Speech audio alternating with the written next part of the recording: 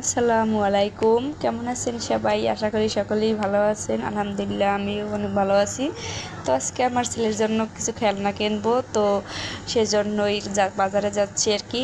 তো এই যে দেখেন, দুই ভাই কত সুন্দর হাত ধরে হাঁটতে আছে, মানে অনেক সুন্দর একটা মুহূর্ত আর কি। দুই ভাই একসাথে হাঁটে হাত ধরে।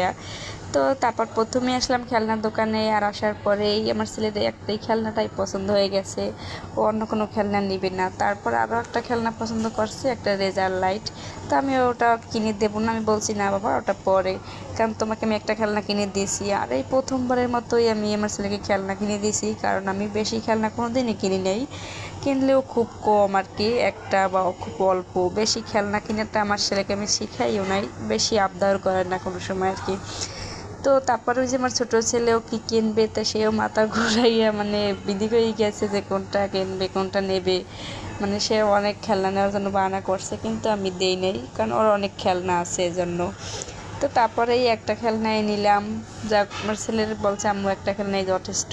তারপর দেখেন খেলনাটা বাইরে আসার পরেও হাতে রাখছে। তারপরে দিয়ে দিলাম 3 গ্লাস মানে আখের রসের অর্ডার।